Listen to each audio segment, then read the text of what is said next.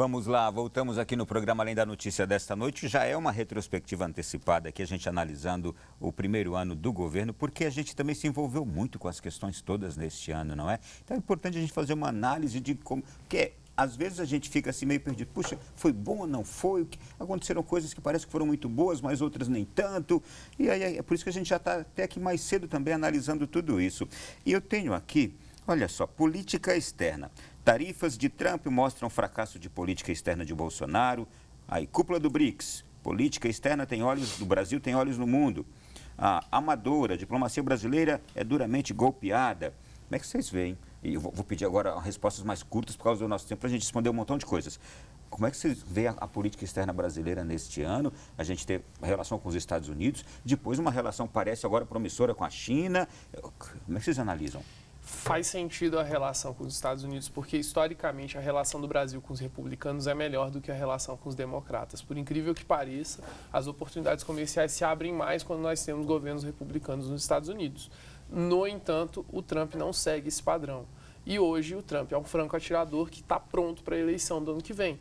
Quando ele vem com essas medidas, como, por exemplo, sobretaxar o alumínio brasileiro, ele vem ali dando um indicativo para o seu eleitorado de que é aquele mote dele, America First. Em primeiro lugar. Em primeiro lugar, os Estados Unidos, o resto vem depois. Eu não diria assim, que a diplomacia brasileira é amadora, mas sim, a diplomacia brasileira cometeu muitos deslizes, alguns imperdoáveis, porque quando você se alinha dessa forma com a política externa de um país governado por uma pessoa do perfil do Trump, você assume um risco de ver outros players muito importantes no cenário internacional virarem as costas. E é exatamente o que vem acontecendo. O Brasil entregou muito e recebeu pouquíssimo de volta. Vamos ver se ajusta a rota aí, que a gente seja menos incendiário nos próximos anos. Atendendo aqui agora algumas questões de vocês que estão mandando para cá. Quais principais vantagens para o Brasil caso a moeda venha a vigorar nos países do Mercosul como peso real? Vocês veem essa possibilidade, Gabriel, de acontecer isso? É muito difícil isso acontecer porque, sendo de uma forma muito prática, o Brasil é um atacadão. Os outros países do Mercosul são uma pequena mercearia. E a relação comercial ficaria muito desequilibrada. Isso colocaria para o Brasil o custo de manter todas as outras pequenas lojinhas. Então, o custo operacional para o Brasil é muito alto. Para os outros países seria uma maravilha. A Argentina nem tanto, mas imagine para o Uruguai, para o Paraguai, como seria bom para eles, né? Então, eles teriam um custo de câmbio muito baixo. E o que seria ruim para a nossa indústria mesmo de fronteira, né? Por que alguém abriria uma indústria no Brasil se ele poderia abrir no Paraguai, que é um país insular, que já tem tratado internacional de todas as formas para isentá-los de impostos e tarifas? Então, seria excelente para o Paraguai e para o Brasil não seria tão vantajoso. Qual seria a única vantagem para o Brasil na unificação de moedas? Seria se ele tivesse essa vontade imperial de poder influenciar a política do continente como um todo. Mas para fazer isso ele tem que pagar a conta. Hoje, como a gente está num estado que o samba de nota só é dizer precisamos pagar contas, o Estado não está numa condição boa, não faz sentido a gente assumir mais um compromisso se a gente ainda não acabou de pagar os outros passivos. A gente teve um ano também com algumas privatizações, aliás, bastante privatizações, não é? De empresas não tão grandes assim, mas outras de bom porte, e a gente tem ainda perspectivas de outras privatizações. Neste contexto, a Lucimar e o Juliano, de Cachoeira Paulista, perguntam: gostaríamos de saber sobre as privatizações, se vocês veem como positivas ou negativas para o país. Privatizações, num país como o Brasil, que tem uma estatal de fabricante de camisinha, costuma ser uma coisa positiva. A gente só precisa ter um modelo de concessão ou de privatização que venha realmente a cumprir os seus objetivos. Eu fiquei satisfeito porque foi um programa de privatizações que, né, ainda vem crescendo, mas que não colocou em risco as joias da coroa. Quais são as joias da coroa? A Caixa Econômica Federal, os setores principais da Petrobras e o Banco do Brasil. Esses setores ainda estão salvos e me parece uma manobra inteligente. Se fala muito na privatização dessas instituições, mas, por exemplo, a Petrobras foram privatizados ou estão em processo de privatização determinados setores, determinadas operações. Não a joia em si ainda, né? Não sei se será de fato. Por mais que haja uma dissonância, eu acredito que até o momento nós tivemos um resultado positivo dentro da pauta de privatizações. Vamos ver o que o futuro nos dirá em relação a isso. Muito bem. Gente, e o judiciário? Como é que a gente pode analisar este ano do judiciário?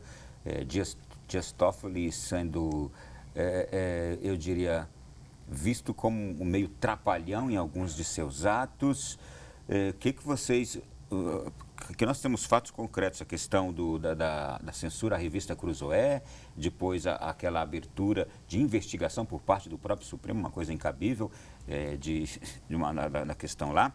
Depois, agora, o COAF, tivemos algumas questões aí que deixaram a gente assim meio sem saber se confia ou não no Judiciário, sobretudo o Supremo Tribunal Federal. Qual é o pensamento de vocês? Bem, em relação ao processo de investigação do que eles chamam das fake news sobre o STF, esse a gente não precisa nem comentar. Esse é o ápice do absurdo dentro de uma democracia. Não existe crime dentro de uma democracia maior do que esse, né? Era melhor, por mais forte do que eu diga isso, a gente vê um membro do STF assassinar alguém do que eles fazerem isso. Porque o que eles estão fazendo agora é rasgando todo o desenho institucional do país. Eles investigam, eles julgam, eles condenam, eles executam. E isso gera uma insegurança para o país de forma absurda. A gente pode ter resultados maravilhosos com o governo Bolsonaro. É possível a gente encontrar uma linha de econômica gigantesca, mas o investidor estrangeiro, quando olha para um país onde temos todos os elementos de uma ditadura do judiciário, ele vai ficar reticente. Então, esse é o ponto absolutamente crítico colocado no nosso país hoje. Eu acho que talvez a gente, quando comenta sobre política, a gente tem uma certa paixão de falar do poder executivo, do legislativo, porque eles naturalmente são muito conflituosos e a gente acaba não comentando tanto sobre o judiciário, mas esse ano a gente não pode deixar de retratar sobre esse caso, porque esse caso ele é extremamente atípico e criminoso, né? Isso mostra um certo grau de fragilidade das instituições do Brasil, porque a gente não tem nenhum mecanismo que conseguimos limitar o STF quando ele está cometendo esse tipo de abuso. Aliás, nós temos a possibilidade do impedimento via o Senado Federal, a qual, por algum motivo, a gente não sabe, ninguém provocou de fazer isso para gerar impedimento. Mas também tem algumas coisas que a gente tem que dar a cara a tapa de que eles tomaram uma decisão acertada, né? Como a da prisão em segunda instância, que apesar de em qualquer lugar do mundo a gente vê que a prisão se consolida na segunda instância, mas se consolida na segunda instância porque tipicamente em todos os outros lugares do mundo a segunda instância é a última. Então, o que eles fizeram nesse caso estritamente interpretar o que estava na Constituição.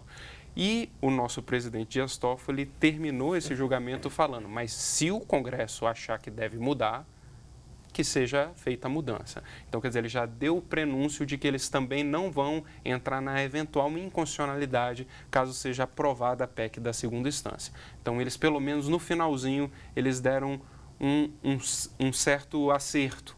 Mas, em relação a esse processo de investigação, o brasileiro tem que ficar muito atento, porque isso é muito sério. A gente viu esse ano também um protagonismo muito grande do Legislativo. Já foi tocado aqui no primeiro bloco, mas a gente não entrou agora nessa questão especificamente. Nós vimos que quem tocou literalmente a reforma da Previdência foi o Legislativo. A gente percebeu também que dentro do Legislativo, a renovação que ocorreu, ela trouxe de fato ali uma grande mudança no trato de muitas questões. Uma das questões que a gente viu que foi muito ventilada dentro do Legislativo, sobretudo no Senado, foi a CPI que diz respeito à investigação ou abertura de processo contra o ministro do Supremo Tribunal Federal. E que, pela força do presidente do Supremo, não foi levada a cabo. Mas um número bastante significativo de assinaturas de senadores, 26, faltou apenas uma, se não me engano, não era? foi conseguido este número para se abrir uma CPI, uma investigação, um processo contra o ministro do Supremo Tribunal Federal. O que aconteceu com o nosso legislativo? Nós temos um legislativo aí que está, de fato, fazendo jus à confiança do povo, ao desejo do povo, à vontade do povo, um grupo menor, mas um grupo que existe. Sim, eu lembro que a gente comentou aqui, eu disse com essas palavras que esse legislativo tinha pessoas com personalidade muito forte. Isso se provou e ainda vai melhorar ou piorar muito nessa legislatura. Nós temos pessoas que estão destinadas, que estão ali para realmente deixar a sua marca. Elas querem, de qualquer forma, deixar algum tipo de mudança, né? Ainda que de forma estabanada algumas vezes. Há nesse pessoal, sim, algum tipo de confiança e me parece que essas pessoas em específico estão correspondendo a isso. Mas isso é uma questão muito fluida e muito difícil de a gente falar simplesmente que, olha, a gente pode confiar no legislativo por causa disso. A MB publicou uma pesquisa agora, recentemente, que indica que o legislativo tem pouca confiança das pessoas. E eu pergunto, será que nós entendemos o bastante de como funciona a estrutura institucional do país para podermos chegar a esse ponto da confiança? Porque eu digo que, por exemplo, o Rodrigo Maia foi uma surpresa muito positiva esse ano. Ele, em determinados momentos, agiu como se fosse um primeiro-ministro. E pacificou situações, levou a cabo outras, bateu em quem tinha que bater, apanhou quando precisou apanhar e a gente está vendo o resultado aí.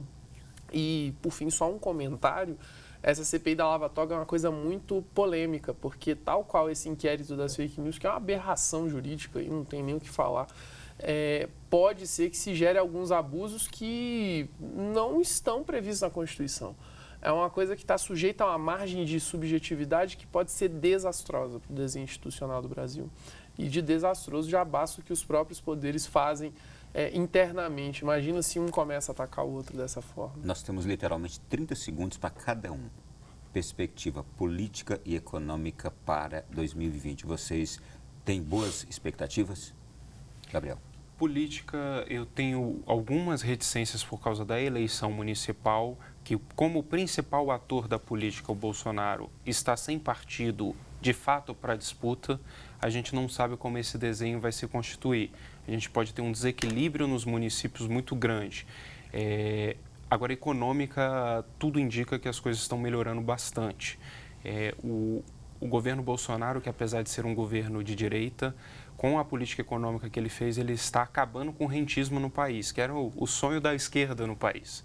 Hoje, com a taxa de juros que a gente tem, todo o dinheiro que existe no Brasil, alguém está buscando investir em alguma coisa produtiva, porque não adianta mais investir em título público, porque vai perder para a inflação. Então, a expectativa de investimento no país vai crescer bastante. Então, no aspecto econômico, a gente está bastante otimista. Naui. Otimismo, sigo muito otimista no aspecto econômico. Agora, a gente precisa parar de depender do humor do judiciário. Isso é uma coisa que precisa parar para ontem. Não se pode mais continuar com essa questão de, olha, foi aprovado um projeto de lei, mas o que será que o Supremo vai dizer sobre isso? A gente precisa lembrar o que cabe a cada poder e lembrar muito bem que isso influencia politicamente, que a política vai influenciar a economia. Se nós temos uma base econômica robusta, nós precisamos que a política também colabore, para que a gente não tenha problemas como, por exemplo, a OCDE bater na nossa porta e dizer que nós somos um país extremamente propenso à corrupção, né, por conta de determinadas medidas.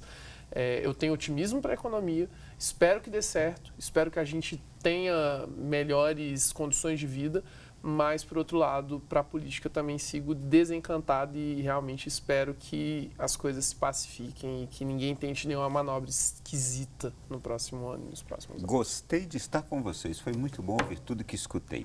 Obrigado. E gostei também de estar com você. Muito obrigado pela sua companhia nessa noite. Esse programa pode ser revisto em nossa programação e também nas redes sociais. Até quinta que vem, aqui no Além da Notícia, uma entrevista exclusiva com a ministra Damares Alves, ministra da Mulher, Família e Direitos Humanos. Até lá.